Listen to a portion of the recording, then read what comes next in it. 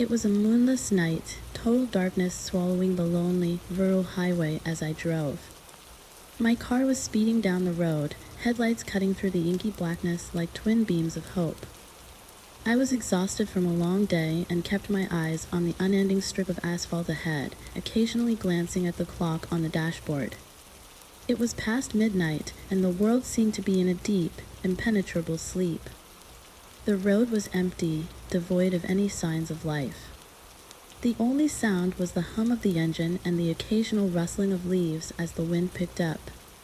My mind wandered to mundane worries and plans for the next day. The rhythmic motion of the car was almost hypnotic, lulling me into a state of semi-consciousness. Suddenly, without any warning, a figure emerged from the abyss of darkness right in front of my speeding car. It was just for a second, a fleeting moment before the inevitable collision. The man, dressed in dark winter clothes, seemed to appear out of thin air. My headlights illuminated him like a spotlight on a stage, casting long shadows that flickered ominously. My heart leaped into my throat. I slammed on the brakes, but it was too late. The man was standing directly in my path. In that brief moment, before the world shattered into chaos, I had a clear view of him. He wasn't facing me directly. Instead, he was slightly turned to the side, his face hidden in the shadows. I could see his chest rising and falling rapidly, his breath visible in the cold night air.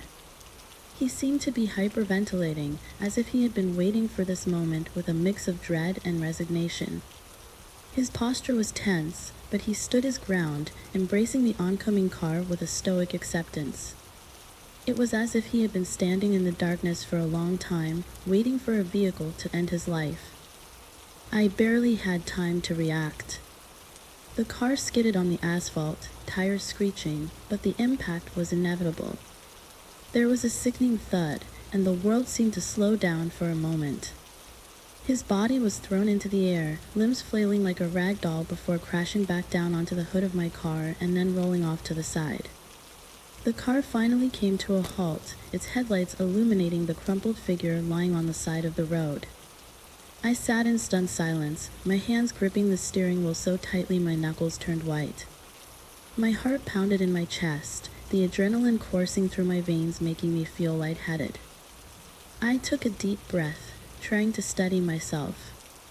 My mind was racing, replaying the events of the last few seconds over and over again.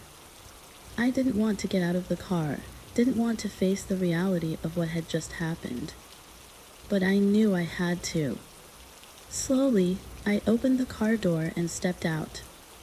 The cold night air hit me like a slap, bringing me back to my senses. I walked around the front of the car, my eyes fixed on the figure lying on the ground. His dark clothes blended with the shadows, but the headlights cast a stark light on his pale face. I knelt down beside him, my breath visible in the frigid air. I reached out a trembling hand, checking for a pulse, but I already knew it was too late. His chest was still, his eyes staring blankly into the night. There was an eerie calm about him, as if he had finally found the peace he was seeking. I stood up, my legs feeling weak. I looked around, hoping for some sign of help, but the road was empty.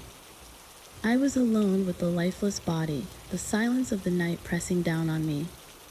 I pulled out my phone, my hands shaking as I dialed 911. As I waited for the operator to answer, I couldn't shake the image of his face, the look of acceptance in his eyes. In the days that followed, I couldn't stop thinking about that night.